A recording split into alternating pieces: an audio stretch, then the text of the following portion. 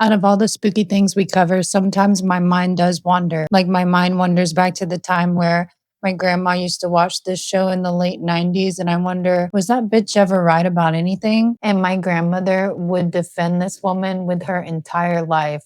And we are talking about the Sylvia Browne. I lost my boyfriend tragically a few years ago. They never found him. And I've had such a hard time since. Every day. The reason why you didn't find him is because he's in water. And to find him in water, it's like the girl is missing in Aruba. You can't find somebody. Well, it was September 11th. There was no, he was a fireman, but... Well, no, see, I keep seeing him in water.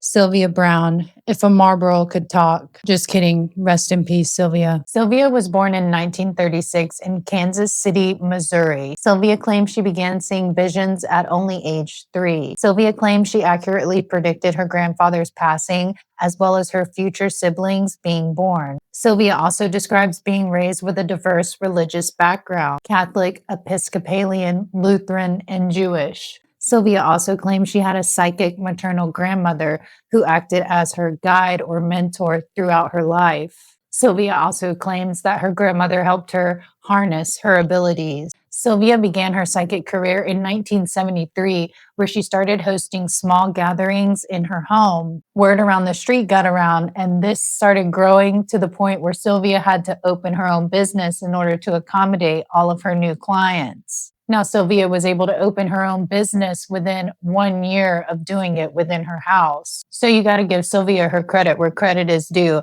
I mean, she was either at least a really good showman, or she actually had some kind of sense or some kind of abilities in her earlier life. Now, in 1986, her following had expanded so much she was able to open up another business in California. It was an organization centering around spiritual growth. Now, Sylvia has published many books throughout her life, 40 to be exact, with many of those books becoming New York Times bestsellers. In 1990, her memoir, Adventures of a Psychic, was a turning point in Sylvia's career. It was such a significant turning point that Sylvia came into the TV spotlight in December of 1998.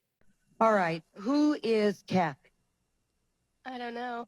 This girl is by the name of Kathy, has dark curly hair, and she is a friend that looks like she's going to be in school with you.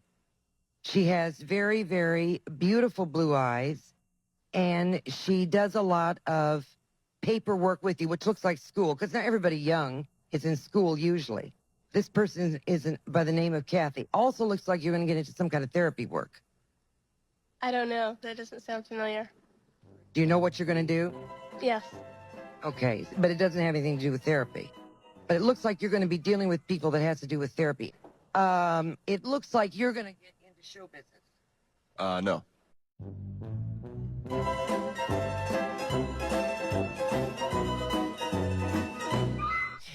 This is a demonstration of what psychic ability can be like. And of course, no one is God, but there is also a power beyond yourself that you feel that really can be very valid. This was her first appearance on the Montel Williams Show, and she was there to promote her memoir. This exposure led her to multiple appearances on the Montel Williams Show, as well as Larry King Live, That's Incredible, and Unsolved Mysteries, cementing her as the celebrity psychic. Sylvia became a reoccurring appearance on the Montel Williams Show. She would appear weekly to do audience readings. And Sylvia always seemed super pissed to be on national TV. Like being on television was a super big inconvenience for her.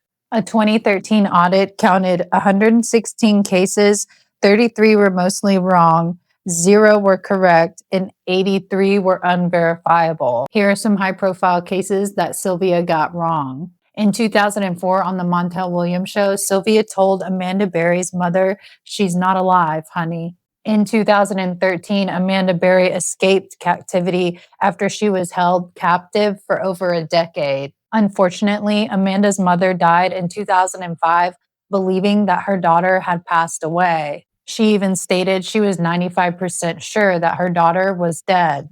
Sylvia's excuse to the backlash was, Only God is right all the time. In 2003, Sylvia told Sean Hornbeck's parents he was dead and described a dark-skinned Hispanic man with dreadlocks.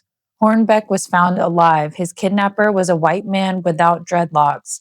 Sean was found alive in 2007.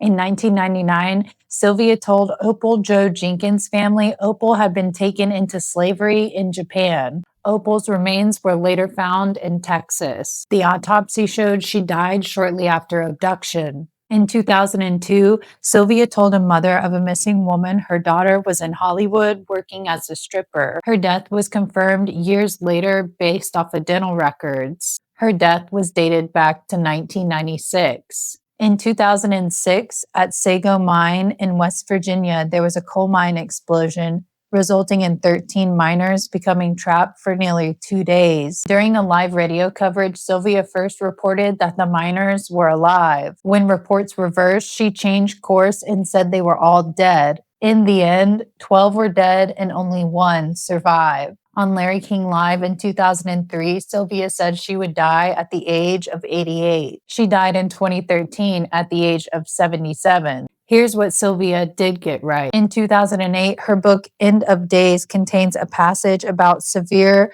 pneumonia-like illness that would come around the year 2020. To me, Sylvia Browne was a quick thinker. She was able to do improv really well. I think that she really got her start pushing the whole you were this, you were that in a past life thing. And then she graduated into, here's what spirit's telling me when she got on the Montel Williams show. Um, Obviously, thanks to the internet, there is a lot of clips that we can go back and just verify by either the person's body language, what the person says, or just how the person acts afterwards, that she didn't quite get what she was saying correctly, if you catch my drift. In the long run, a lot of her predictions were proven to be incorrect. But let me know what you guys think in the comments.